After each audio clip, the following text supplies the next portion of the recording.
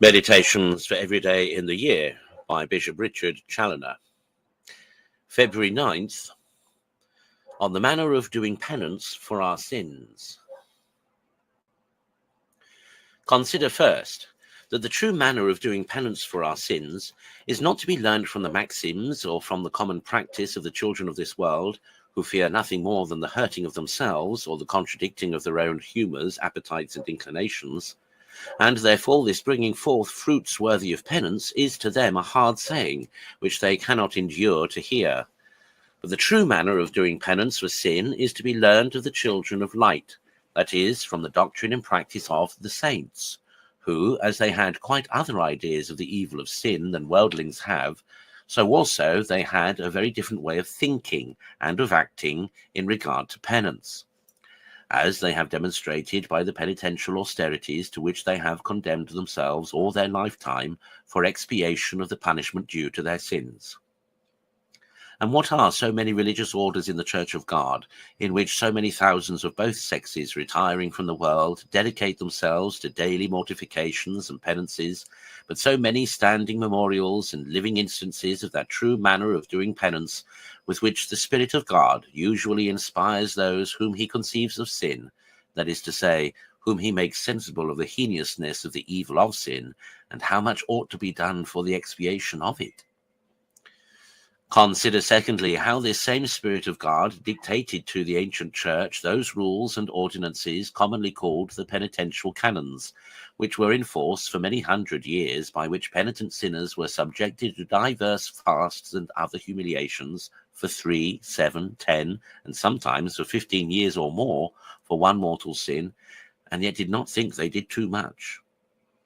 Oh, how ought this to convince sinners that there is something more to be done for the remission of their sins than they have hitherto been aware of.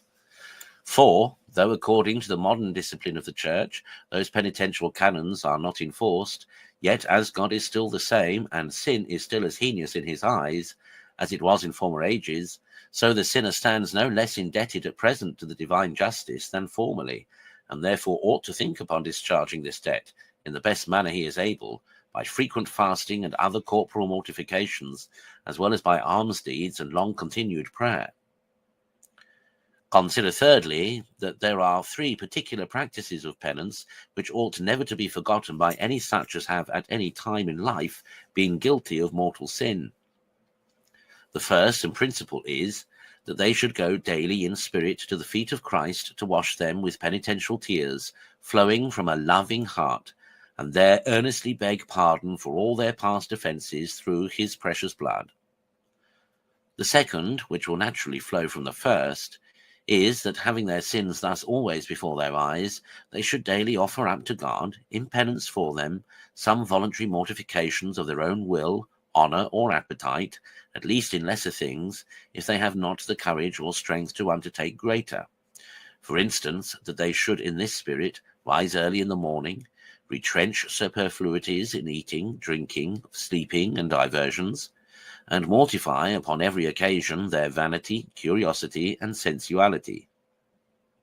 The third is that they should also offer up daily for their sins, in a penitential spirit, all the labours to which their state of life is exposed, with all their pains and sufferings of every kind, which they may have to endure in life or death, to be united to and sanctified by the labours and sufferings of the Son of God, considering themselves all the while as under a course of penance laid on them by the Almighty for their sins, and going through it with humility, patience, and courage.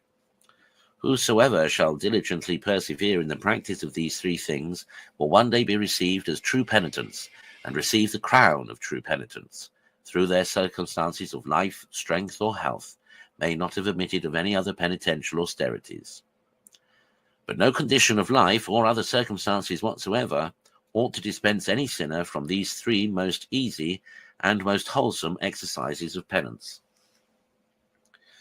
Conclude upon doing penance for thy sins in the best manner thou art able, now, whilst thou hast time before thee, lest otherwise thou be surprised and overtaken by the night, and mayest then wish in vain to have done penance, when time shall be no more.